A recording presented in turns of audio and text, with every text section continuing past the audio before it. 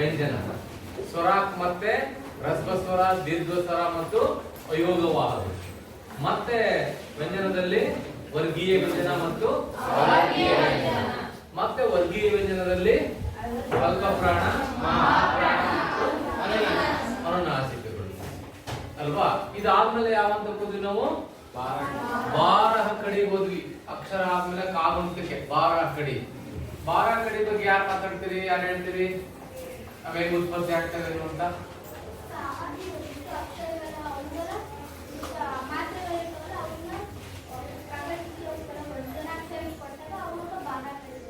ಒಂದೆಲ್ಲಿಂದ ಹಿಡಿದಂದ್ರೆ very good. ಕಾಗುಣಿತದ ಬಳ್ಳಿಗಳು ಆಗ್ತವೆ. ಸ್ವರಗಳ ಬದಲಿಯಾಗಿ ಆ ಮಾತ್ರೆಗಳನ್ನ ಕಾಗುಣಿತ ವ್ಯಂಜನಾಕ್ಷರಗಳು ಜೋಡಿಸಿದಾಗ ಕಾಗುಣಿತದ ಬಳ್ಳಿ ಆಗ್ತವೆ.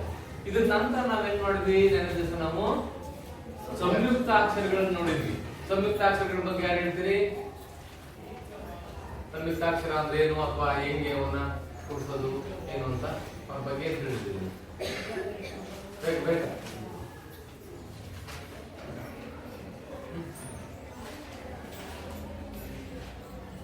ಇಲ್ವಲ್ಲ ತಾಯಿ ಅಲಂಕಾರ ಮಾಡ್ಕೊಂಡು ಕೂತ್ಕೊಂಡ್ರೆ ಓದೋದಿಲ್ಲ, ಉತ್ತರ ಕೊಡ್ಬೇಕಲ್ವಾ? ಹೇಳ್ತೀವಿ ಯಾಕಪ್ಪ ಕ್ಲಾಸ್ ನಡಿಬೇಕಾಗಿಲ್ಲ, ಮಾತಾಡಂಗಿಲ್ಲ, ನಡುವೆ ಹೇಳ್ಬಾರ್ದಂಗೆ. ಬೇಗ ಹೇಳೋ. ನನ್ನ ಪಾಠ ಇದ್ರಲ್ಲ ನೀವೆಲ್ಲ ವಸ್ತು ಇರ್ತಲ್ಲಪ್ಪ. ಅದನ್ನು ಇದ್ಮೇಲೆ ಸಂಯುಕ್ತಾಕ್ಷರಗಳು ಅಂದ್ರೆ ಏನು, ಅದು ಒತ್ತಕ್ಷರಗಳು ಅಂದ್ರೆ ಏನು? ನಾನು ಹೇಳಿದ್ನಲ್ಲಪ್ಪ, ನನ್ನ ನೀವ್ಯಾರೋ ಹೇಳಿದ್ರಲ್ಲ ಒತ್ತಕ್ಷರಗಳ ಬಗ್ಗೆ. ನಾಲ್ಕು ಬಸಪ್ಪ ಎಲ್ಲೋದು? ಏನಪ್ಪ ಒತ್ತಕ್ಷರ ಅಂದ್ರೆ?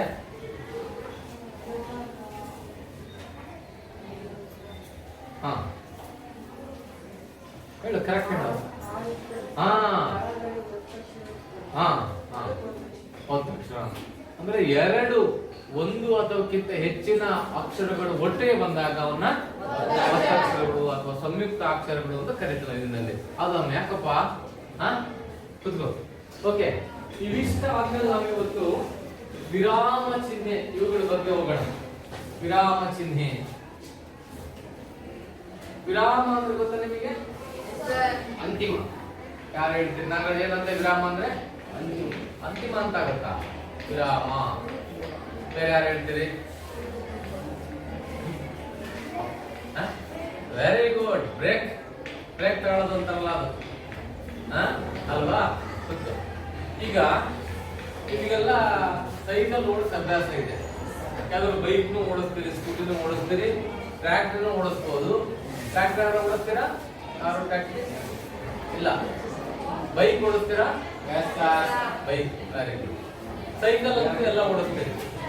ಆ ಸೈಕಲ್ ಮುಂದಕ್ಕೆ ಹೋಗ್ಲಿಕ್ಕೆ ಮುಖ್ಯವಾಗಿ ನೀವು ಏನ್ ಮಾಡ್ತೀರಿ? ಬ್ರೇಕ್ ಮುಂದಕ್ಕೆ ಹೋಗುತ್ತಾ? ಒಟ್ಟಿಗೆ ಒಬ್ಬೊಬ್ರು ಹೇಳಿದ್ರು ಪೆಟ್ಲು ತುಳಿತೀರಿ. ಸೈಕಲ್ ಆದ್ರೆ, ಬೈಕ್ ಆದ್ರೆ ಎಕ್ಸ್ಲೀಟರ್ ಕೊಡ್ತೀರಿ. ಗೇರ್ ಚೇಂಜ್ ಮಾಡೋದು ಎಕ್ಸ್ಲೀಟರ್ ಕೊಡ್ತೀರಿ. ಇದು ಎಕ್ಸ್ಲೀಟರ್ ಇದ್ರೆ ಸಾಕ ನಿಮಗೆ? ಪೆಟ್ರೋಲ್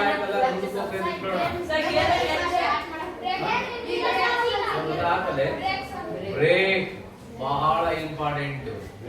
ಇವೆರಡು ವಿರುದ್ಧ, ಒಂದು ಜೋರಾಗಿ ಹೋಗುತ್ತೆ, ಇನ್ನೊಂದು ಮೆಲ್ಲಕ್ಕೆ ಮಾಡುತ್ತೆ. ಈ ಎರಡೂ ವಿರುದ್ಧಗಳು ಸೇರ್ಕೊಂಡು ನಮಗೆ ಬೇಕಾದ ವೇಗವನ್ನು ನಾವು ತಗೋಬಹುದು. ಒಂದಿದ್ರೆ ಮುಂದಕ್ಕೆ ಹೋಗಲ್ಲ. ಬ್ರೇಕ್ ಇದ್ರೆ ಮುಂದಕ್ಕೆ ಹೋಗುತ್ತೆ, ಆದ್ರೆ ನಾವು ನಿಲ್ಲಲ್ಲ, ನಮ್ಮ ಗುರಿ ಮುಟ್ಟಲ್ಲ. ನಾವು ದಾವಣಗೆರೆಗೆ ಹೋಗ್ಬೇಕು ಅಂತ ಹೊಂಟ್ರೆ ದೇವರ ದಾವಣಗೆರೆಗೆ ಹೋಗಲ್ಲ. ಅದೃಷ್ಟ ಚೆನ್ನಾಗಿದ್ರೆ ಹಾಸ್ಪಿಟಲ್ಗೆ ಹೋಗ್ಬೋದು, ಇಲ್ಲಿದ್ರೆ ಹಾಸ್ಪಿಟಲ್ಗೆ ಹೋಗಲ್ಲ ಅಲ್ವಾ? ಅಂದ್ರೆ ಆ ಬ್ರೇಕ್ ಇದೆಯಲ್ಲ, ವಿರಾಮ ಇದೆಯಲ್ಲ, ಅದು ಬಹಳ ಮುಖ್ಯ. ಲ್ಯಾಂಡಿಂಗ್ ಆಗೋದು ಮುಖ್ಯ. ಹಾರೋದು ಎಷ್ಟು ಮುಖ್ಯನೋ ಅಷ್ಟು ಅದು ಅದಕ್ಕಿಂತ ಮುಖ್ಯ ಲ್ಯಾಂಡಿಂಗ್ ಆಗೋದು. ಹಾರೋದು ತಲುಪಿಡ್ಬೋದು, ಜೋರಾಗಿ ಎತ್ತಿದ್ರೆ ಯಾವ ಬೇಕಾದ್ರೆ ಕೊಟ್ಬಿಡ್ತಾರೆ. ಕೊಡ್ತಾನೆ. ಸಣ್ಣ LKG ಹುಡುಗರು ಕೊಡಲ್ಲ, ಕೊಟ್ಬಿಡ್ತಾನೆ, ಅವನೇನು ಗಂಟೋಗಲ್ಲ ಒಂದು. ಆದ್ರೆ ಯಾವಾಗ ಎಷ್ಟು ಪ್ರಮಾಣದಲ್ಲಿ ಎಷ್ಟು ಕೊಡಬೇಕು, ಎಲ್ಲಿ ಬ್ರೇಕ್ ಹಾಕ್ಬೇಕು, ಎಲ್ಲಿ ರೈಸ್ ಮಾಡಬೇಕು, ಇವೆರಡು ಬಹಳ ಇಂಪಾರ್ಟೆಂಟ್.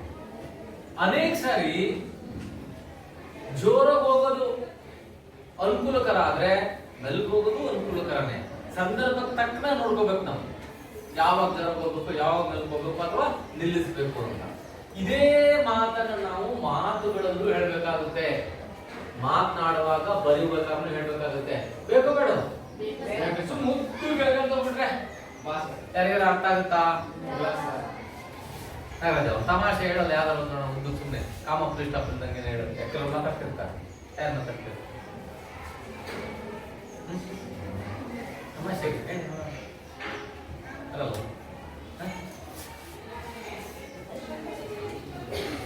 ಮಾತಾಡ್ರ ಅವರು ಯಾಕೆ ಸುಮ್ಮನೆ ಹೇಳ್ಕೊಂಡು ಹೋಗೋದ ಬುದ್ಧಕ್ಕೆ. ನಾನು ಊಟ ಮಾಡಿದೆ, ಮನೆಗೆ ಬಂದೆ, ಮನೆಗೆ ಹೋಗಿ ನೀರು ಕುಡಿದು ಮಲಗಿದೆ, ಮಲಗಿ ಎದ್ದು ಕಾಫಿ ಕುಡಿದು ಮತ್ತೆ ಬಂದೆ. ಸುಮ್ಮನೆ ಹೇಳ್ಕೊಂತ ಹೋದ್ರೆ ಯಾವ ಅರ್ಥ ಆಗ್ತಾವ? ಅವಾಗ ಏನ್ ಮಾಡ್ಬೇಕು ನಾವು? ಅಲ್ಲಲ್ಲ ಸೂಕ್ತವಾದ ನಿಲುಗಡೆಯನ್ನು ಕೊಡ್ಬೇಕು, ಆವಾಗ ಮಾತ್ರ ಅದು ಅರ್ಥ ಆಗುತ್ತೆ. ನೆನ್ಪಿಟ್ಕೊಳ್ಳಿ ಮಕ್ಕಳೇ, ಶಬ್ದಗಳು ಎಷ್ಟು ಮುಖ್ಯವೋ ನಿಶಬ್ದವೂ ಅಷ್ಟೇ ಮುಖ್ಯ. ಶಬ್ದ ಎಕ್ಸಲೇಟರ್ ಆದ್ರೆ ನಿಶಬ್ದ ಬ್ರೇಕ್ ಇದ್ದಂಗೆ ನಿಶಬ್ದ. ನಿಶಬ್ದ ಇಲ್ಲಿದ್ರೆ ಪೂರ್ತಿ ಎಕ್ಸಲೇಟರ್ ಆಗುತ್ತೆ. ನಾವ್ ಆಗ್ಲೇ ಚರ್ಚೆ ಮಾಡ್ದಂಗೆ ನಿನ್ ಗುರಿ ಮುಟ್ಟಲ್ಲ, ಈಗ ಹಾಸ್ಪಿಟಲ್ ಮುಟ್ತೀವಿ, ಅದೃಷ್ಟ ಚೆನ್ನಾಗಿದೆ. ಇಲ್ಲಿದ್ರೆ ಅಲ್ಲಿಗೂ ಹೋಗಲ್ಲ, ಹಾಸ್ಪಿಟಲ್ಗೂ ಹೋಗಲ್ಲ. ಅದೃಷ್ಟ ಚೆನ್ನಾಗಿದ್ರೆ ಬಾಡಿನ ಸಿಗ್ಬೋದು, ಇಲ್ಲಿದ್ರೆ ಅದು ಸಿಕ್ಕಲ್ಲ, ಪುಡಿ ಆಗೋಗ್ಬಿಡ್ಬೋದು ಅಲ್ವಾ? ಹಾಗಾಗಿ ಇಲ್ಲೂ ಕೂಡ ನಾವು ಅವಘಡಗಳಾಗ್ತವೆ. ಸೂಕ್ತ ನಿಲುಗಡೆಯನ್ನ ಮಾಡದೆ ಮಾತಾಡಿದ್ರೆ ಅಥವಾ ಬರೆದ್ರೆ ಅದು ಒಂದು ಅರ್ಥ ಕೊಡೋದು, ನಾವೇನನ್ನು ಹೇಳಕ್ ಹೋಗ್ತೀವೋ ಅದು ವಿರುದ್ಧ ಅರ್ಥವನ್ನ ಕೊಡ್ಬೋದು. ಹಾಗಾಗಿ ನಾವು ವಿರಾಮ ಚಿಹ್ನೆಗಳನ್ನ ಸೂಕ್ಷ್ಮವಾಗಿ ಗಮನಿಸ್ಬೇಕು, ನಾವು ಅಲ್ಲಲ್ಲಿ ಬಳಸಬೇಕು. ಅದು ಬರಿಬೇಕಾದ್ರೂ ಆಯ್ತು ಮತ್ತು ಮಾತಾಡ್ಬೇಕಾದ್ರೂ ಆಯ್ತು. ವಿರಾಮ ಚಿಹ್ನೆಗಳನ್ನ ಬಳಸದೇ ಇದ್ರೆ ನಾವು ನಿಶ್ಚಿತವಾದ ಗುರಿಯನ್ನು ಮಾಡಕ್ಕೆ ಸಾಧ್ಯ ಇಲ್ಲ. ಹಾಗಾದ್ರೆ ಯಾವ್ಯಾವೆಲ್ಲ ವಿರಾಮ ಚಿಹ್ನೆಗಳಿದಾವೆ? ಗೊತ್ತಾ? ಕಾಮ ಆಗಕ್ಕೆ ಏನಂತೀವಿ ನಾವು? ಅದಕ್ಕೆ ಅಲ್ಲ, ಕಾಮ ಬೇರೆ, ಇದಕ್ಕೆ ಅಲ್ಪ ವಿರಾಮ ಅಂತೀವಿ. ವಿರಾಮ ಏನಿದು? ಬ್ರಾಕೆಟ್ ನಾಗ ಹಾಕಿರ್ತೀನಿ, ಬ್ರಾಕೆಟ್ ಮಾತ್ರ ಗಮನಿಸಿ. ಇದೇನಿದು?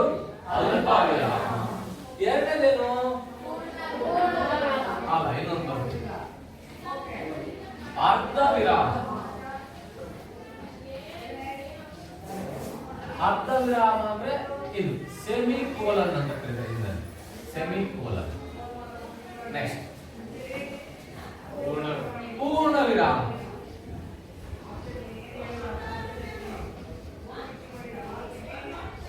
ಪೂರ್ಣ ವಿರಾಮ ನೀವು ಬಹಳ ಚೆನ್ನಾಗಿ ಗೊತ್ತೈತೆ. ಫುಲ್ ಸ್ಟಾಪ್ ಆದ್ರೆ ಇಂಗ್ಲಿಷ್ ನಾಗೆ ಕನ್ನಡದಾಗ ಫುಲ್ ಸ್ಟಾಪ್ ಚಿಕ್ಕ ಹೇಳ್ತೀರಿ, ಆದ್ರೆ ಹಿಂದಿನಲ್ಲಿ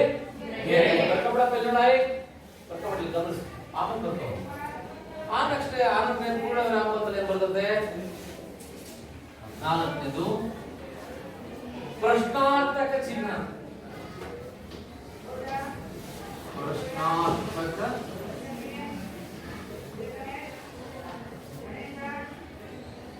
ಚಿಹ್ನೆ. ನೆಕ್ಸ್ಟ್ ಯಾವುದು? ವಿಸ್ಮಯಾದಿ ಬೋಧಕ ಚಿಹ್ನ.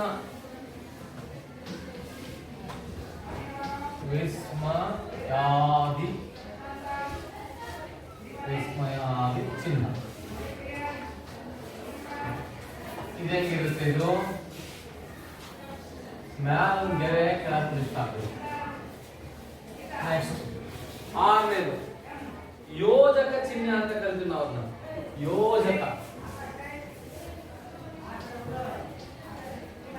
ಯೋಜಕ ಚಿಹ್ನ ಇದೇನಿರುತ್ತೆ ಗೊತ್ತಾ? ಕಣ್ಗೆರೆ, ಅದಕ್ಕೆ ಐಫೋನ್ ಅಂತ ಕರಿತೀವಿ.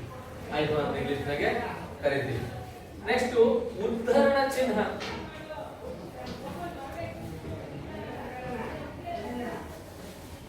ಉದ್ಧರಣ ಚಿಹ್ನ ಅಂದ್ರೆ ಯಾವ್ದು ಗೊತ್ತಾ? ಇರುಟೈಟ್ ಕಮ. ಅದರಲ್ಲಿ ಎರಡಿದಾವೆ, single inverted comma, double inverted comma. Next 8ನೇದು ಯಾವ್ದಪ್ಪ ಅಂದ್ರೆ ಕೋಷ್ಟಕ. ಕೋಷ್ಟಕ ಅಂದ್ರೆ ಬ್ರಾಕೆಟ್, ಬ್ರಾಕೆಟ್ ಕೋಷ್ಟಕ. ಇನ್ನು ಕೊನೆಯದಾಗಿ ವಿವರಣಾ ಚಿಹ್ನ.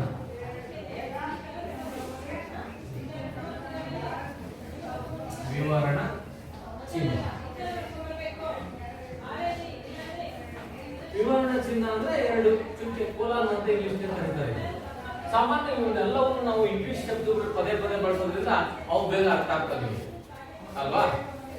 ಒಂದೊಂದೇ ನೋಡ್ಕೊಂಬರೋಣ. ಫಸ್ಟ್ ಸಂತೋಷ ಓದೋ ಯಾವ್ದು ನೋಡೋಣ ಫಸ್ಟ್ ನಾವು. ಸಾಕು, ಅಲ್ಪ ವಿರಾಮ. ನಿಮಗೆ ಏನು ಗೊತ್ತಿದೆ ಅಲ್ಪ ವಿರಾಮ ಚಿಹ್ನೆ? ಏನ್ ಗೊತ್ತಿದೆ ಅಲ್ಪ ವಿರಾಮ ಅಂದ್ರೆ?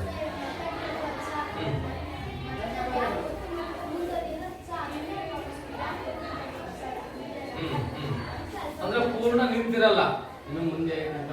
Very good. ಅಲ್ಪ ವಿರಾಮ ಈ ಶಬ್ದನ ಹೇಳುವಾಗೆ ನಾವು ವರ್ಣಮಾಲೆಯನ್ನ ಕಲಿಬೇಕಾದ್ರೆ ನೋಡಿದ್ವಲ್ಲ, ಅಲ್ಪ ಪ್ರಾಣ ಮಹಾನ್ ಪ್ರಾಣ. ಅಲ್ಪ ಅಂದ್ರೆ ಎಷ್ಟು? ಸ್ವಲ್ಪ.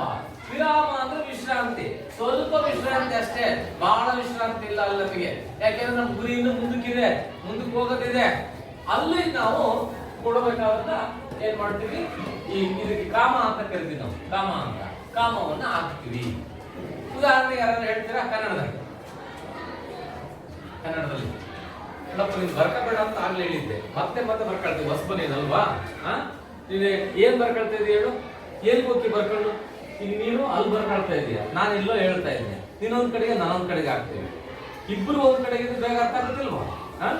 ಮತ್ತೆ ಮತ್ತೆ ಹೇಳ್ಸ್ಕೊಬೇಡ. ಗೊತ್ತಾಯ್ತಾ? ಬರಿಬೇಡ.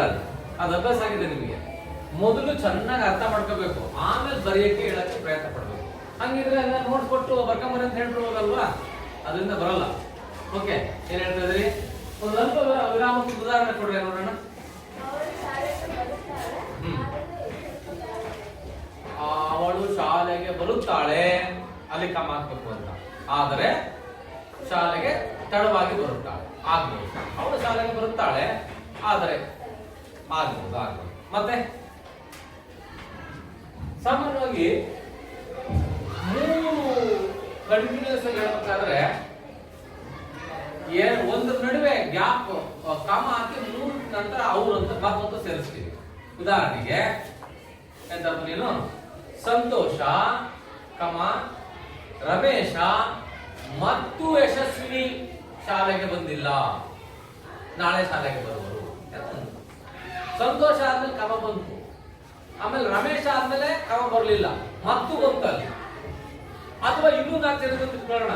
ಸಂತೋಷ, ರಮೇಶ, ಯಶಸ್ವಿನಿ, ಆಮೇಲೆ ಬಸವಂತ ಮುಂತಾದವರು ಶಾಲೆಗೆ ಬಂದಿಲ್ಲ ಅಂತ. ಇದೇ ತರ ಹಿಂದಿನಲ್ಲಿ ಹೇಳಿದ್ರೆ ನಾವು ಸಂತೋಷ್, ರಮೇಶ್ और बसवराज आज पाठशाला नहीं आए हैं, नहीं आए हैं. ಅರ್ಥ ಬೇಡ ನಮಗೀಗ, ಒಂದಿಲ್ಲ ಅನ್ನೋದು ಬೇಡ. ಇದೆ ವಾಕ್ಯ ರಚನೆ ಮಾಡ್ಬೇಕಾದ್ರೆ ಗೊತ್ತಾಯ್ತಪ್ಪ. ಒಟ್ಟಾರೆ ಏನಪ್ಪ ನಾವು ಏನ್ ತಿಳ್ಕೊಬೇಕಪ್ಪ ಅಂದ್ರೆ थोड़ी देर के लिए रुकना या ठहरना ಹಿಂದಿನಲ್ಲಿ ಹೇಳೋದು. ಸ್ವಲ್ಪ ಹೊತ್ತಿಗಾಗಿ ನಿಂತ್ಕೊಳ್ಳೋದು, ಬಹಳ ಹೊತ್ತು ಸಿಗೋದಿಲ್ಲ ನಾವಲ್ಲಿ. ಮುಂದಕ್ಕೆ ಹೋಗೋದು ಹಂಗೆ ಅಂತ ನಮ್ಮ ಗುರಿ ಅದಲ್ಲ. ಮುಂದಕ್ಕೆ ಹೋಗೋದು ನಾವು. ಉದಾಹರಣೆಗೆ ದಾವಣಗೆರೆ ಹೊಂಟಿದ್ಯಾ ಸೈಕಲ್ನಾಗೆ, ಸುಸ್ತಾಗತ್ತಲ್ಲ ಅಪ್ಪು, ಅವಾಗ ಏನ್ ಮಾಡ್ತೀಯ? ಸ್ವಲ್ಪ ಹೊತ್ತು ನಿಲ್ಲಿಸ್ತೀಯ, ಆಮೇಲೆ ಮತ್ತೆ ಹೊಂಟ್ತೀಯ. ಯಾಕೆಂದ್ರೆ ನೀವು ನಿಲ್ಸೋದಲ್ಲಿ ಗುರಿ ಮುಟ್ಟಿದ್ಯಾ ಅಂತಲ್ಲ, ಮುಂದಿನ ಗುರಿ ವಿಶ್ರಾಂತಿ ಬೇಕು. ಅದಕ್ಕೆ ಅಲ್ಲಿ ಸ್ವಲ್ಪ ನಿಂತ್ಕೊಂಡಿದ್ದೀವಿ. ಇದನ್ನ ನಾವು ಅಲ್ಪ ವಿರಾಮ ಅಥವಾ ಕಾಮ ಅಂತ ಕರಿತೀವಿ. ಅದಕ್ಕಪ್ಪ ಕಾಮ ಅಂತ ಗೊತ್ತಾಯ್ತಿದ್ದು ಕಾಮ. ನೆಕ್ಸ್ಟ್ ಎರಡನೇ ಯಾವ್ದು? ಅರ್ಧ ವಿರಾಮ. ಇದು ಗೊತ್ತಾ ನಿಮ್ಗೆ? ಅರ್ಧ ವಿರಾಮ ಅಂದ್ರೆ ಕಳಿಸಿದ್ರಿ ನೀವು? ಅರ್ಧ ವಿರಾಮ. ಅಲ್ಪ ವಿರಾಮ ಬೇರೆ, ಅರ್ಧ ವಿರಾಮ ಬೇರೆ. ಅರ್ಧ ವಿರಾಮ ಏನಪ್ಪಾ ಅಂದ್ರೆ ಸೂಕ್ಷ್ಮ ವ್ಯತ್ಯಾಸ. ಅಲ್ಪ ವಿರಾಮಕ್ಕಿಂತ ಜಾಸ್ತಿ, ಪೂರ್ಣ ವಿರಾಮಕ್ಕಿಂತ ಕಡಿಮೆ, ಅದು ಅರ್ಧ ವಿರಾಮ. ಅಲ್ಲಿ ಬರೀ ನಿಲ್ಸ್ಕೊಂಡಿದ್ದೆ, ಇಲ್ಲೇನ್ ಮಾಡ್ತೀಯಾ, ಇನ್ನು ಸ್ವಲ್ಪ ತಿಂದು ಹೋಗ್ತೀಯ, ಸ್ವಲ್ಪ ತಿಂದು ಹೋಗ್ತೀಯ. ಅಲ್ಪ ವಿರಾಮಕ್ಕಿಂತ ಜಾಸ್ತಿ, ಪೂರ್ಣ ವಿರಾಮಕ್ಕಿಂತ ಕಡಿಮೆ. ಸುಸ್ತಾಗುತ್ತೆ, ಇದು ದೂರ ಗುರಿ ಮುಟ್ಟದು. ನೀನು ನಳ್ಳಿ ಸ್ವಲ್ಪ ತಿನ್ಸ್ಕೊಳ್ಳೋದು ಅಲ್ಪ ವಿರಾಮ. ಇನ್ನೊಂದು ಸ್ವಲ್ಪ ಮುಂದೆ ಹೊಟ್ಟಪ್ಪ ಏನಾದ್ರು ತಿನ್ನೋಣ ಅಥವಾ ಟೀ ಕುಡಿಯೋಣ ಅಂತೇಳಿ ನಿಲ್ಸಿ ತಿಂದು ಟೀ ಕುಡಿದು ಮತ್ತೆ ಮುಂದೆ ಹೋಗ್ತೀಯಲ್ಲ, ಅದು ಅರ್ಧ ವಿರಾಮ. ಅರ್ಧ ವಿರಾಮ. ಈಗಿಂತ ವಾಕ್ಯ ಎಲ್ಲ ಮಾಡ್ಬೋದು ಸಂತೋಷ.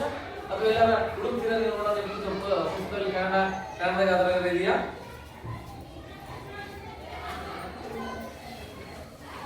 ಹೇಳಕ್ಕಾಗುತ್ತಾ? जहां अल्प विराम से अधिक और पूर्ण विराम से कम रुकना हो, वहां अर्ध विराम प्रयोग होता है. उदाहरण के लिए, हाँ, ನೋಡು, ಮನಸ್ಸಿಟ್ಟು ಓದ್ಬೇಕು, ಪರೀಕ್ಷೆ ಅಂತ ಬರ್ತಾರೆ. ಇಲ್ಲೇನು ಮನಸ್ಸಿಟ್ಟು ಓದ್ಬೇಕು, ಅರ್ಧ ವಿರಾಮ. ಯಾಕಪ್ಪ ಅಂದ್ರೆ ಪರೀಕ್ಷೆ ಹತ್ರ ಬರ್ತಾ ಇದೆ. ಇಲ್ಲಿ ಕಾಮನು ಇಲ್ಲ, ಅದು ಪೂರ್ತಿ ಫುಲ್ ಸ್ಟಾಪ್ ಇಲ್ಲ. ಇಲ್ಲಿ ಅರ್ಧ ವಿರಾಮ. ಲೇ ಜಾಸ್ತಿ ಮಾವಿನ ತಿನ್ಬೇಡ, ಹೊಟ್ಟೆ ಬರ್ತದೆ. ಅರ್ಥ ಆಗತ್ತಾ ಯಾವ ಬಳಸ್ಬೇಕು ಅಂತ? ಇಲ್ಲಿ ಕಾಮ ಬಳಸಲ್ಲ ನಾವು, ನಡುವೆ ಕಾಮ ಬಳಸಲ್ಲ ಇಲ್ಲಿ ನಾವು. ज्यादा आम मत खाओ, पेट में दर्द आता है. ಅರ್ಥ ಆಗತ್ತಪ್ಪ? ಇಂದ ಒಂದೆರಡು ಉದಾಹರಣೆ ಹೇಳ್ಬೋದ ನೀನು? ಹೇಳು.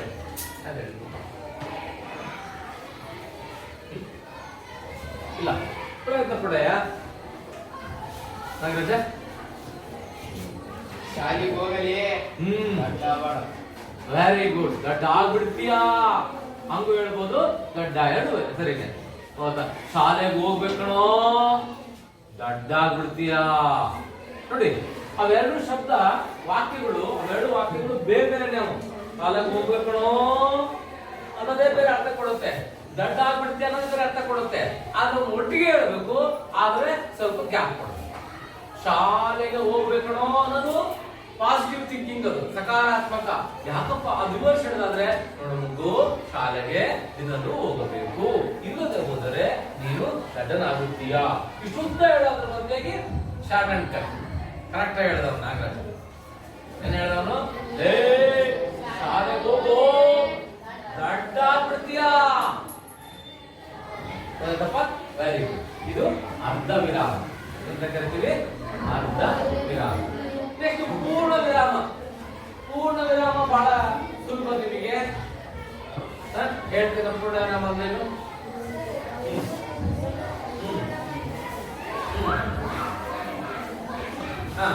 ಒಂದು ಉದಾಹರಣೆ ಹೇಳ್ಬಿಟ್ಟು ನೋಡೋಣ, ಕನ್ನಡದಾಗ ಹೇಳಿ. ಪೂರ್ಣ ವಿರಾಮ ಯಾರು ಬೆಳೆಸ್ತೀರಿ? ಪೂರ್ಣ ವಿರಾಮ ಉದಾಹರಣೆ ಹೇಳು.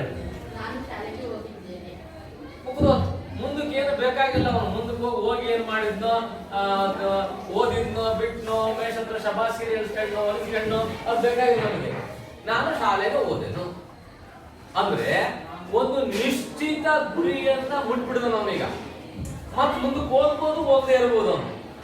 ಆದ್ರೆ ಸೈಕಲಿಂದ ಉದಾಹರಣೆ ಕೊಟ್ರೆ, ಅಲ್ಲಿ ನೆಳ್ಳಗೆ ರೆಸ್ಟ್ ತಗೊಂಡೆ ಅಲ್ಪ ವಿರಾಮ, ಅಲ್ಲೋಗಿ ಟೀ ಕುಡ್ದೆ ಅರ್ಧ ವಿರಾಮ.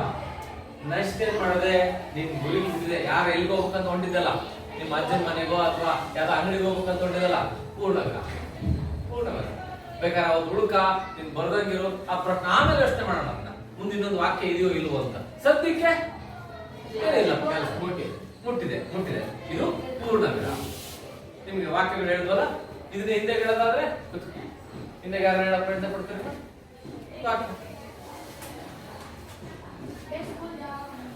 ಏನೇನು? ಮೈ ಅಂತೀಯೋ ಮೈ ಅಂತೀಯೋ? ಮೈ ಸ್ಕೂಲ್ ಜಾ ರಹಾ ಹೂ, ನಾನು ಶಾಲೆಗೆ ಹೋಗುತ್ತಾ ಇದ್ದೇನೆ. ಪ್ರಶ್ನೆ ಕೇಳ್ತಾರೆ ಯಾರ? ತುಮ್ ಕಹಾ ಜಾ ರಹೆ ಹೋ ಬೇಟಾ? ಅಷ್ಟೇ ಮುಗಿದು. ಎಲ್ಲಿ ಹೋಗ್ತಾ ಇದೀಯ ಮಗು? ನಾನು ಶಾಲೆಗೆ ಹೋಗ್ತಾ ಇದ್ದೀನಿ ಸರ್. ಮತ್ತೆ ನಾನು ಇನ್ನೊಂದು ಪ್ರಶ್ನೆ ಕೇಳತಂಕ ಅವನೇನು ಹೇಳೋ ಅವಶ್ಯಕತೆ ಇಲ್ಲ. ಅಲ್ಲಿ ಹೇಳೋ ಅವಶ್ಯಕತೆ ಇಲ್ಲ. ಅಲ್ಲಿ ಫುಲ್ ಸ್ಟಾಪ್. ನೆನಪಿರ್ಲಿ, ಹಿಂದಿನಲ್ಲಿ ಪುಲಿಸ್ ಸ್ಟಾಪ್ ಅಂದ್ರೆ ಪೂರ್ಣ ಪ್ರಮಾಣ ದೇವನಾಗರಿಕದಲ್ಲಿ ಈ ಒಂದು ಸಣ್ಣ ಗೆರೆ ಹೇಳಿದ್ವಲ್ಲ, ಈ ಅಕ್ಷರದ ಅದರ ಅಕ್ಷರ ಏನ್ ಬರೀತಿರಲ್ಲ ಅದರ ಗಾತ್ರಕ್ಕೆ ಅನುಗುಣವಾಗಿ ಗೆರೆ ಎಳೆಯದೇ ಪುಲಿಸ್ ಸ್ಟಾಪ್. ಪುಲಿಸ್ ಸ್ಟಾಪ್ ಅನ್ನು ಚುಕ್ಕೆ ಇಡಬೇಕಾಗಿಲ್ಲ. ಅಲ್ಲಿ ಇಂಗ್ಲಿಷ್ ನಲ್ಲಿ ಕನ್ನಡದಲ್ಲಿ ಚುಕ್ಕೆ ಇಡ್ತವೆ, ಆದ್ರೆ ಇಲ್ಲಿ ಇದರ ಅವಶ್ಯಕತೆ ಇಲ್ಲ.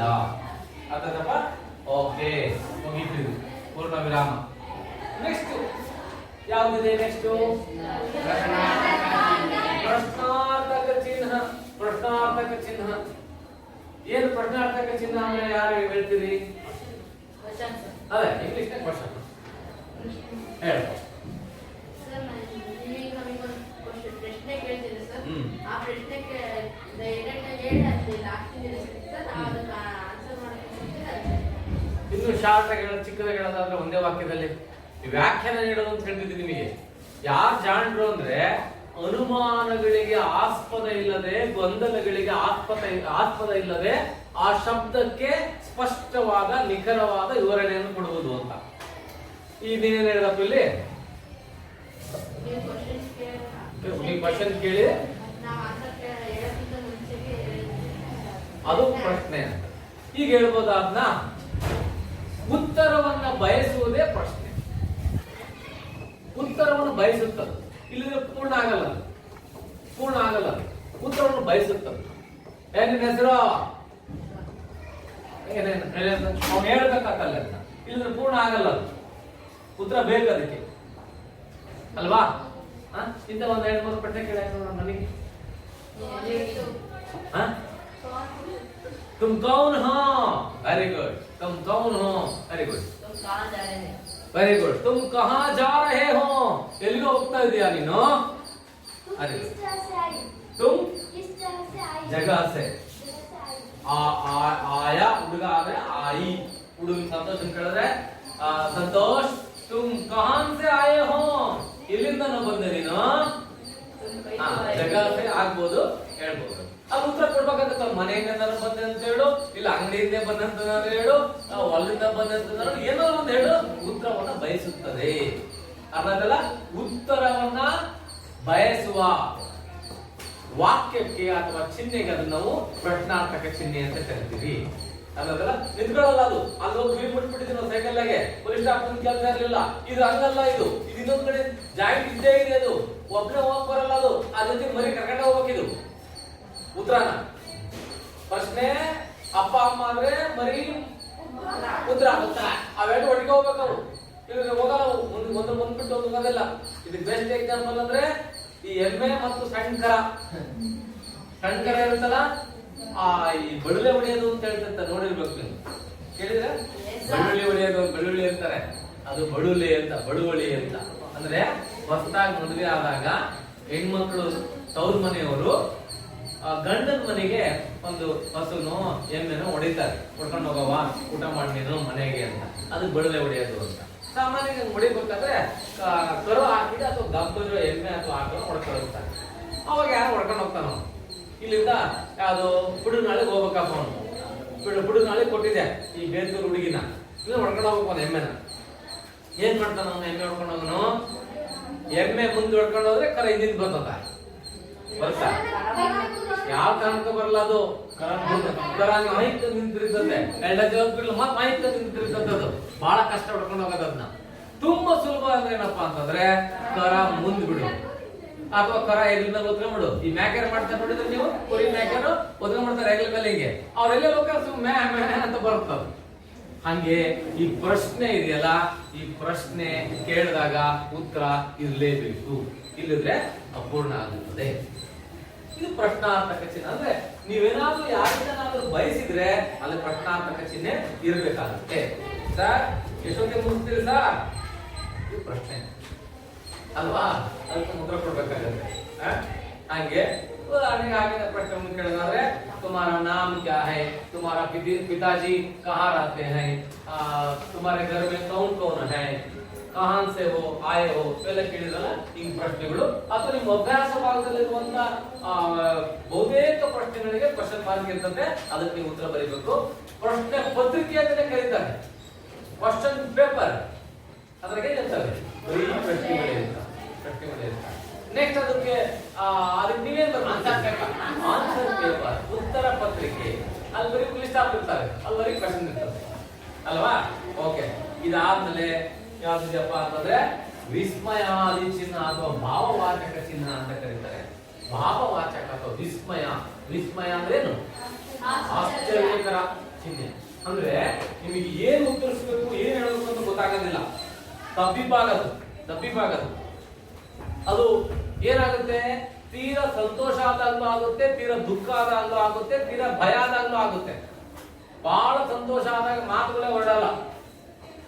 ಏನು ಇದಕ್ಕಿದಂಗೆ ಏನ ಎಕ್ಸಾಂಪಲ್ ಇತ್ತೀಚೆಗೆ NMMS ಬರ್ಬಿಟ್ಟ ಪಾಸ್ ಆಗಿಲ್ಲ, ಆದ್ರೆ ಈಗ ಬಂದ್ಬಿಟ್ಟು ರಿಸಲ್ಟ್ ಸಂತೋಷ್ ಪಾಸ್ ಆಗಿದ್ದಾನೆ NMMS ಅಂತ ಹೇಳಿದ್ರು. ನಾನು ಬಂದು ಹೇಳಿದೆ ಸರ್ ಏನಂದ್ರೆ ಸರ್ ಏನದು ಅವನಿಗೆ ಇದನ್ನ ಶಬ್ದದಲ್ಲಿ ಹೇಳ್ತೀವಿ, ಆದ್ರೆ ಬರೆಯೋದಾದ್ರೆ ಏನ್ ಮಾಡ್ತೀವಿ? ಒಂದ್ ಗೆರೆ ಇಲ್ಲಿ ನೋಡಿ, ಇಲ್ಲಿ ನೋಡಿ ಒಂದ್ ಗೆರೆ, ಮೇಲೆ ಕೆಳಗಡೆ ಒಂದು ಚುಕ್ಕೆ. ಇದಕ್ಕೆ ಭಾವವಾಚಕ ಅಥವಾ ವಿಸ್ಮಯಾದಿ ಬೋಧಕ ಚಿಹ್ನೆ ಅಂತ ಕರಿತೀವಿ. ಒಂದೆರಡು ಉದಾಹರಣೆ ಹೇಳಿ ನೋಡೋಣ ನೀವು. ವಿಸ್ಮಯಾದಿ ಬೋಧಕಕ್ಕೆ ಭಾವವಾಚಕ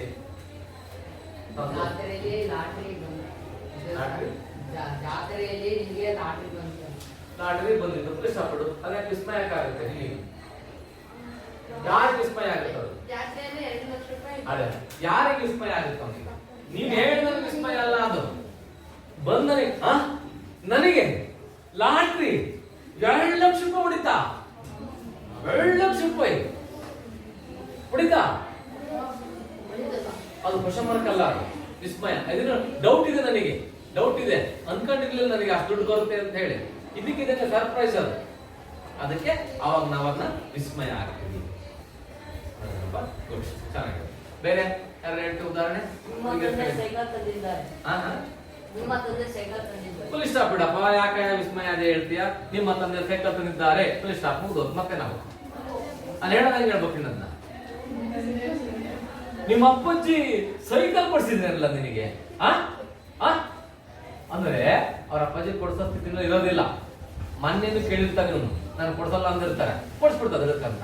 ಅವನು ಬಂದು ಹೇಳ್ತಾನೆ ನಿಮ್ಮ ಅಪ್ಪಾಜಿ ಸೈಕಲ್ ಕೊಡ್ಸಿದ್ರ ಅಂತ. ವಾಪಸ್ ನೀನ್ ಏನ್ ಮಾಡ್ತೀಯ? ಆಶ್ಚರ್ಯ ಏನಂದಿಲ್ಲ, ನಿಮ್ಮ ಅಪ್ಪಾಜಿ ಸೈಕಲ್ ಕೊಡ್ಸಿದ್ರ? ವಿಸ್ಮಯ. ಇದು ಕ್ವಶನ್ ಮಾರ್ಕು ಹೌದು, ವಿಸ್ಮಯನೂ ಹೌದು. ಇದು ಗೊತ್ತಾ? ನಿಮ್ಮ ಅಪ್ಪಾಜಿ ನಿನ್ನ ತಂದೆ ಅವರು ಸೈಕಲ್ ಕೊಡಿಸಿದ್ರಾ? Question mark.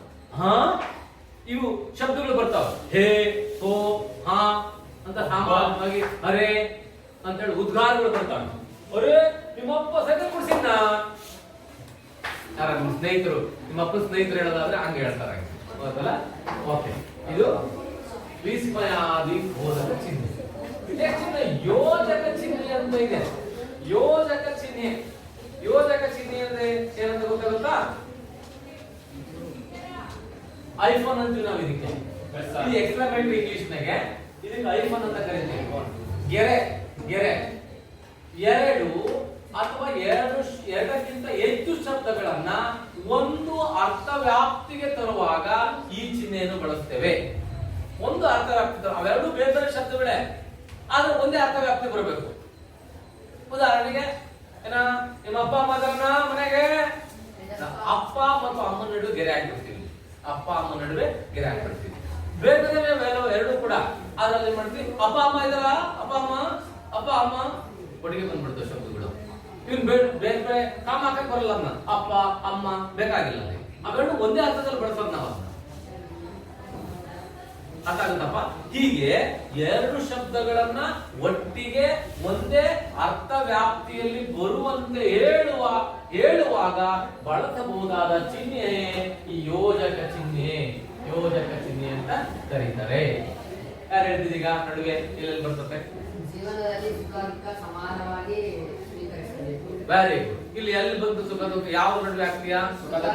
ಸುಖ ದುಃಖ. ಅವೆರಡು ಒಂಥರ ಅವಳಿ ಫ್ರೆಂಡ್ಸ್ ಇದ್ದಂಗೆ ಅವು.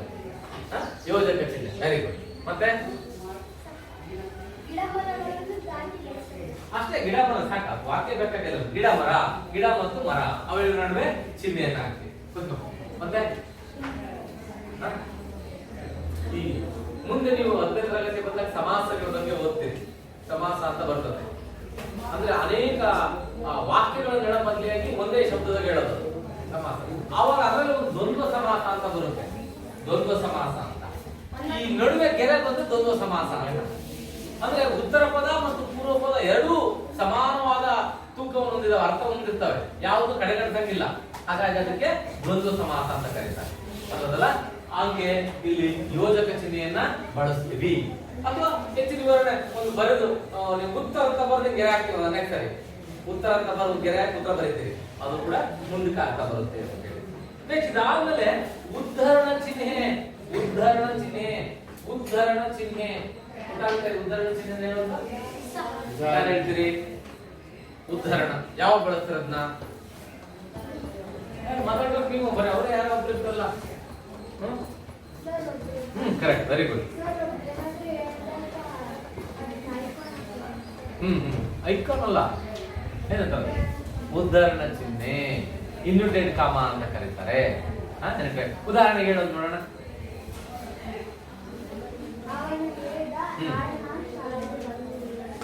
ನಾನು ಕೇಳ್ತೀನಿ, ಎಲ್ಲೇ ಅವಳು ಇದ್ಲಲ್ಲ, ಅವಳು ಯಾಕೆ ಬಂದಿಲ್ಲ?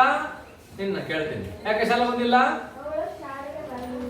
ಸಾರ್ ಅವಳೊಂದು ಶಾಲೆಗೆ ನಾನು ಬರಲ್ಲ ಅಂತ. ಎಲ್ಲಿಂದ ಶುರು ಮಾಡ್ಬೇಕು ಇನ್ವರ್ಟೆಡ್ ಕಾಮ ಇದನ್ನ? ನಾನು ಶಾಲೆಗೆ ಬರಲ್ಲ ಅಂತ. ಅದು ಯಾರ ಮಾತದು? ಇವಳ್ದ, ನಿಂದಲ್ಲ ಅದು. ಅವಳು ಏನ್ ಹೇಳಿದ್ಲು?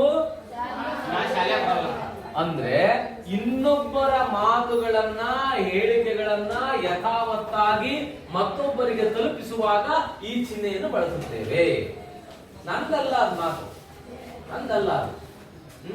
ಸಂತೋಷ ಹೇಳಿದ ನಾಳೆ ಶಾಲೆಗೆ ರಜೆ ಇಲ್ಲ ಅಂತ, ನಾನಲ್ಲ ಹೇಳಿದ್ದು. ಹಾ, ಸಂತೋಷ ಹೇಳಿದ ನಾಳೆ ಶಾಲೆಗೆ ರಜಾ ಇಲ್ಲ. ಸಂತೋಷ್ ನೆ ಕಹಾ ಕಲ್ ಚುಟ್ಟಿ ನಹಿ ಹೈ. ಅಂದ್ರೆ ಇನ್ವರ್ಟೆಡ್ ಕಾಮ ಹಾಕಿದಾಗ ಅದರೊಳಗಿನ ಮಾತುಗಳು ಹೇಳುವವರ ಅಥವಾ ಬರೆಯುವವರ ಅಲ್ಲ, ಅದು ಇನ್ನೊಬ್ಬರ ಮಾತುಗಳು. ಇನ್ನೊಬ್ಬರ ಮಾತುಗಳನ್ನ ಯಥಾವತ್ತಾಗಿ ಬಳಸಬೇಕಾದ್ರೆ ನಾವು ಈ ಚಿಹ್ನೆಯನ್ನ ಬಳಸುತ್ತೇವೆ. ಇಲ್ಲಿ ಏನಿದೆ? ಡಬಲ್ ಮತ್ತು ಸಿಂಗಲ್, ಅಂದ್ರೆ ಎರಡು ಬರ್ತವೆ ಮತ್ತು ಸಿಂಗಲ್ ಬರ್ತವೆ. ಸಾಮಾನ್ಯ ಅದರ ಅರ್ಥ ಏನು ಭಾರಿ ವ್ಯತ್ಯಾಸ ಇಲ್ಲ. ವಾಕ್ಯಗಳಲ್ಲಿ 3-4 ವಾಕ್ಯ, ಒಂದು ವಾಕ್ಯ ಇದ್ರೆ ಡಬಲ್ ಹಾಕ್ತೀವಿ, ಒಂದೇ ಶಬ್ದ ಇದ್ರೆ ಸಿಂಗಲ್ ಹಾಕ್ತೀವಿ.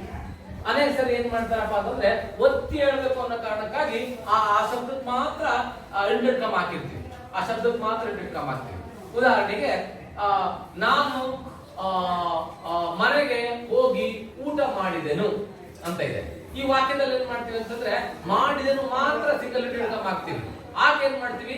ಈ ಶಬ್ದ ವ್ಯಾಕರಣ ದೃಷ್ಟಿಯಿಂದ ಏನು ಅದು ಪರ್ಟಿಕ್ಯುಲರ್ ಕೇಳಬೇಕಾಗಿದೆ. ಮಾಡಿದೆನು ಏನಾಗುತ್ತದು ವ್ಯಾಕರಣ ದೃಷ್ಟಿಯಿಂದ? ಅಲ್ಲ, ವ್ಯಾಕರಣ ದೃಷ್ಟಿಯಿಂದ ಕ್ರಿಯಾ ಶಬ್ದ. ಅಂದ್ರೆ ಕ್ರಿಯಾ ಶಬ್ದ ಯಾವುದು ಈ ಶಬ್ದದಲ್ಲಿ, ಈ ವಾಕ್ಯದಲ್ಲಿ ಅಂತ ಕೇಳಕ್ಕೆ ಏನ್ ಮಾಡಿದೆ? ಇನ್ವರ್ಟೆಡ್ ಕಾಮದಲ್ಲಿ ಬಳಸಿದೆ. ಹೌದಲ್ಲಪ್ಪ? ಹೀಗೆ ಇದು ಸಿಂಗಲ್ ಮತ್ತು ಡಬಲ್ ಇದೆ, ಅವುಗಳಲ್ಲಿ ಅಂತ ಬಹಳ ವ್ಯತ್ಯಾಸ ಇದೆ. ನೆಕ್ಸ್ಟ್ ಇನ್ನೊಂದು ಯಾವ್ದಪ್ಪ ಅಂದ್ರೆ ಕೋಷ್ಟಕ. ಕೋಷ್ಟಕ, ಕೋಷ್ಟಕ ಏನಪ್ಪ ಅಂತಂದ್ರೆ ಹೊಸ ಪದ ಅಥವಾ ಇರುವ ಪದಕ್ಕೆ ಸ್ಪಷ್ಟವಾದ ಅರ್ಥ ಕೊಡಲು ಅಥವಾ ಹೆಚ್ಚಿನ ಅರ್ಥ ಕೊಡಲು. ಉದಾಹರಣೆಗೆ ಪಾಠಶಾಲಾ ಅಂತ ಬಳಸಲಿಕ್ಕೆ ಅರ್ಥ ಆಗಲ್ಲ ನಿಮಗೆ, ಅವಾಗ ಏನ್ ಮಾಡ್ತೀವಿ? ಇಲ್ಲಿ ಪಾಠಶಾಲಾ ಅಂತ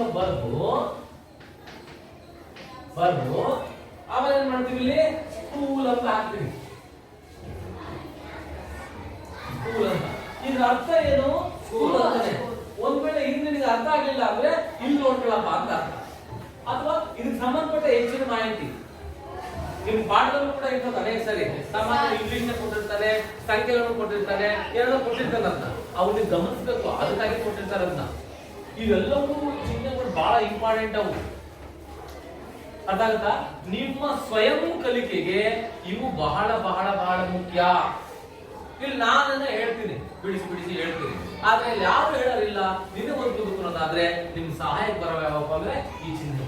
ನಿನ್ ಸೊಗಸಾಗಿ ಮಾತನಾಡಲಿಕ್ಕೆ, ಸೊಗಸಾಗಿ ಬರೀಲಿಕ್ಕೆ ಇವು ಅತ್ಯಂತ ಅವಶ್ಯಕ. ಎಲ್ಲಿ ಬ್ರೇಕ್ ಹಾಕ್ಬೇಕು ಬಹಳ ಇಂಪಾರ್ಟೆಂಟ್. ಸ್ವಲ್ಪ ಹೆಚ್ಚು ಕಡಿಮೆ ಆದ್ರೂ ಕೂಡ ಬಿಟ್ಬಿಡ್ತೀಯಾ. ಒಂದು ತಮಾಷೆ ಸಂಗತಿ ಇದು ಮುಗಿಸಿ ಹೇಳ್ಬಿಡ್ತೀನಿ. ಕೋಷ್ಟಕ ಆಯ್ತಲ್ಲ, ಬ್ರಾಕೆಟ್ ಗೊತ್ತಾಯ್ತಲ್ಲಪ್ಪ. ನೆಕ್ಸ್ಟ್ ವಿವರಣ ಚಿಹ್ನೆ ಅಂತ ಕೊನೆಗಿದೆ. ವಿವರಣ ಚಿಹ್ನೆ ಅಂದ್ರೆ ಏನಪ್ಪಾ ಅಂದ್ರೆ ನೀವೆಲ್ಲ ಹಾಕ್ತೀರಿ ಅಂದ್ರೆ किसी बात का उत्तर या विवरण देने के लिए हमें इस चिन्ह का उपयोग करते हैं. ಯಾವುದಾದ್ರೂ ಮಾತಿನ ವಿವರಣೆ ಕೊಡ್ಲಿಕ್ಕೆ ಅಥವಾ ಹೆಚ್ಚಿನ ಉತ್ತರವನ್ನು ಹೇಳಲಿಕ್ಕೆ ಇದು ಬರುತ್ತೀರಿ. ಸಾಮಾನ್ಯ ಯಾವಾಗಲೂ ಬಳಸ್ತಿದ್ದೀರಿ ಉತ್ತರ ಅಂತ ಬರೆದ್ರೆ ಮುಂದೆ ಬರೀತೀರಿ. ಅಂದ್ರೆ ನಾನು ಪ್ರಶ್ನೆ ಇರ್ತದೆ ಇದಕ್ಕೆ ಉತ್ತರ ವಿವರಣೆ ಇದು ಆ ಚಿಹ್ನೆ ಹೇಳಾಗೆ ವಿವರಣೆ ಹೆಚ್ಚಿನ ಮಾಹಿತಿ ಇಲ್ಲಿದೆ ಅಂತ ಮುಂದಕ್ಕೆ ಹಂಗ ಬರೆದ್ರೆ ಆ ಶಬ್ದದ ಹಿಂದಿರುತ್ತಲ್ಲ. ಉದಾಹರಣೆಗೆ ಉತ್ತರ ಅಂತ ಬರೀತೀಯಾ, ಇಲ್ಲಿ ಫಲಕ ಹಾಕ್ತೀಯಾ ಅಂತಂದ್ರೆ ಈ ಉತ್ತರ ಯಾವ್ದಪ್ಪ ಅಂದ್ರೆ ಇಲ್ಲಿ ಮುಂದಿದೆ. ಉತ್ತರ ಯಾವ್ದು ಮ್ಯಾಲ ಪ್ರಶ್ನೆ ಕೇಳಿದೀವಿ, ಈ ಉತ್ತರ ಯಾವ್ದಪ್ಪ ಅಂತ ಮುಂದಿದೆ ಅಂತ ವಿವರಣೆ. ಗೊತ್ತಾಗುತ್ತಾ? ವಿವರಣೆಗೆ ಅಂತ ಉದಾಹರಣೆ ಕೊಡ್ತೀರಾ?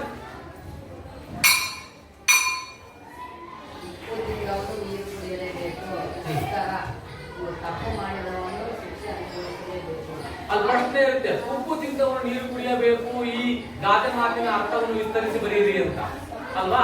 ನೀನೇನು ಬರೀ ವೆರಿ ಗುಡ್ ಆಯ್ತಲ್ಲಪ್ಪ. ಹೀಗೆ ಈ 9 ಚಿಹ್ನೆಗಳಿದ್ದಾವೆ, ವಿರಾಮ ಚಿಹ್ನೆಗಳು. ವಿರಾಮ ಚಿಹ್ನೆ ಅಂದ್ರೆ ಕೇವಲ ಫುಲ್ ಸ್ಟಾಪ್ ಅಷ್ಟೇ ಅಲ್ಲ, ಕಾಮ ಅಷ್ಟೇ ಅಲ್ಲ, ಕೊಡ್ತಿದ್ರು ಕಾಮ ಫುಲ್ ಸ್ಟಾಪ್ ಅಷ್ಟೇ ಅಲ್ಲ, ಇವೆಲ್ಲವೂ ಕೂಡ ವಿರಾಮ ಚಿಹ್ನೆಗಳೇ. ನೀವು ಸೂಕ್ತವಾಗಿ ಅಧ್ಯಯನ ಮಾಡ್ಕೊಂಡು ಪಾಠದಲ್ಲಿ ಬರ್ಬೇಕಾದ್ರೆ ನೀವು ತಿಳ್ಕೊಬಿಟ್ರಿ ಅಂದ್ರೆ ನಿಮ್ಮ ಕಲಿಕೆಯ ವೇಗ ಡಬಲ್ ಆಗುತ್ತೆ, ಮೇಷ್ಟ್ರ ಸಹಾಯ ಇಲ್ಲದೆ ಹೆಚ್ಚಿನ ಅರ್ಥವನ್ನು ಕಲಿಯಲಿಕ್ಕೆ ಸಾಧ್ಯ ಆಗುತ್ತೆ. ಈ ಚಿಹ್ನೆಗಳನ್ನು ನೀವು ಸರಿಯಾಗಿ ಅರ್ಥ ಮಾಡ್ಕೊಂಡ್ರೆ ಹೆಂಗಾಗುತ್ತೆ ಅಂತ ನೋಡೋಣ. ಏನಪ್ಪಾ ಅಂದ್ರೆ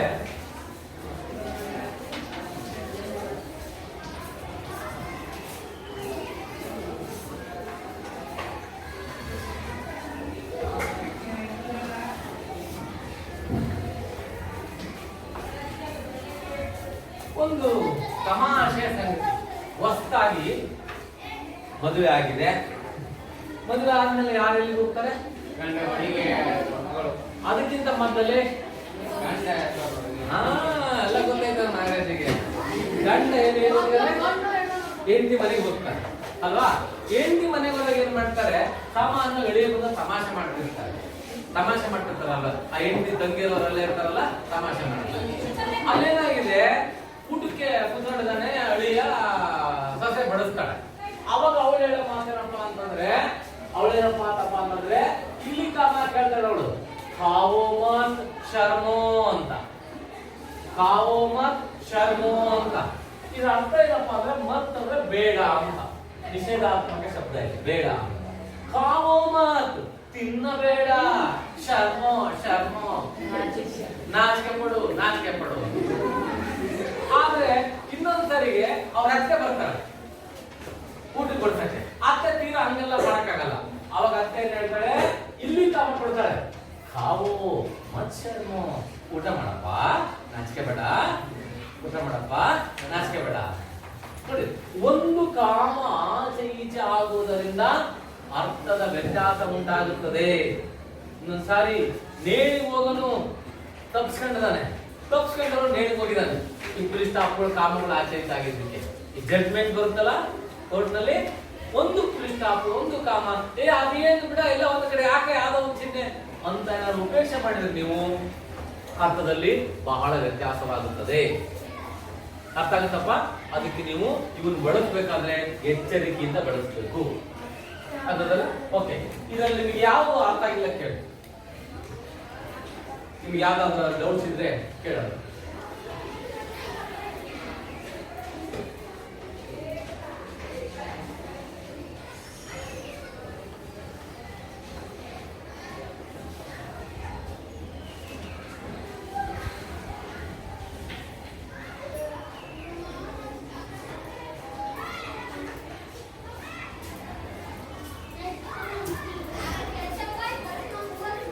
ಇಲ್ಲಪ್ಪ, ನೀವು ಸಂಬಂಧಪಟ್ಟ ನಾಳೆ ಏನ್ ಮಾಡ್ತಾರೆ? ಒಂದೊಂದು ಚಿಹ್ನೆಗೆ ಎಷ್ಟು ವಾಕ್ಯ ಬರ್ಕೊಂಡ್ಬಂದ್ರೆ 2 ಬರ್ಕೊಂಡ್ಬರ. ಅವು ಆ ವಾಕ್ಯಗಳು ಪುಸ್ತಕದಲ್ಲಿ ಇರೋರಾಗಿರ್ಬೋದು ಅಥವಾ ನಿಮ್ಮ ಸ್ವಂತಕರ ಆಗಿರ್ಬೋದು. ಸ್ವಂತಕ್ಕೆ ಬರ್ಕೊಂಡ್ಬಂದ್ರೆ ಒಳ್ಳೇದು, ಬಳಕೆ ಮಾಡೋ ವಾಕ್ಯಗಳು. ತಪ್ಪಾದ್ರೂ ಪರವಾಗಿಲ್ಲ, ಹಿಂದಿನಲ್ಲಿ ಬರ್ಕೊಂಡ್ಬರ್ಬೋದು, ಹಿಂದಿಯಲ್ಲಿ ಬರ್ಕೊಂಡ್ಬರ್ಬೋದು. ಅರ್ಥ ಆಗುತ್ತಪ್ಪ? ಓಕೆ, ಇನ್ನು ಮುಂದೆ ಬರ್ಬೇಕಾದ್ರೆ ನೋಡಿ ಇಲ್ಲಿ ಏನಾಗ್ಬಿಡ್ತದೆ, ಕಾವು ಮತ್ ಶರ್ಮ ಆಗ್ಬಿಡ್ತದೆ, ಶರ್ಮ ಮತ್ ಕಾವು ಆಗ್ಬಿಡ್ತದೆ. ನೀವೇನ್ ಹೇಳಕ್ ಕೊಟ್ಟಿರ್ತದೆ ವಿರುದ್ಧ ಆಗ್ಬಿಡ್ತದೆ. ಅದಕ್ಕೆ ಎಚ್ಚರಿಕೆಯಿಂದ ಬಳಸಬೇಕು. ಆಯ್ತಲ್ಲ? ಏನು ಡೌಟ್ಸ್ ಇಲ್ಲಲ್ಲ? ಓಕೆ, ಇಷ್ಟಿರ್ಲಿ. ನಾಳೆ ನಿಮ್ನ ಹೋಮ್ವರ್ಕ್ ಮಾಡ್ಕೊಂಡು ಬಾ, ಮುಂದಕ್ಕೆ ಹೋಗೋಣಂತೆ. ಇದುವರೆಗೂ ನಾವು ಅಕ್ಷರ ಕಲ್ತ್ಕೊಂಡಿದೀವಿ, ಕಾವು ಅಂತ ಕಲ್ತ್ಕೊಂಡಿದೀವಿ, ಮತ್ತೆ ಕಲ್ತ್ಕೊಂಡಿದೀವಿ ಸಂಯುಕ್ತ ಅಕ್ಷರ ಕಲ್ತ್ಕೊಂಡಿದೀವಿ, ವಿರಾಮ ಚಿಹ್ನೆ ಕಲ್ತ್ಕೊಂಡಿದೀವಿ. ಮತ್ತೆ ನಾವು ಮುಂದಿನ ತಿಳ್ಳು ಒಂದಿಷ್ಟು ಯಾವ ಕಲಿಬೇಕಾಗಿದೆ ನಾವು ಗ್ರಾಮಕ್ಕೆ ಸಂಬಂಧಪಟ್ಟಂಗೆ ವಿಲೋಮ ಶಬ್ದಗಳು, ಮತ್ತೆ ಇನ್ನು ಸಮಾನಾರ್ಥಕ ಶಬ್ದಗಳು, ಪ್ರೇರಣಾರ್ಥಕ ಕ್ರಿಯಾ, ಸಂಧಿ ಸಮಾಸಗಳ ಬಗ್ಗೆ ಸಂಕ್ಷಿಪ್ತವಾಗಿ ತಿಳ್ಕೊಂಡು ಮುಂದಕ್ಕೆ ಹೋಗೋಣ. ಓಕೆ, ಇಷ್ಟಿಲ್ಲ.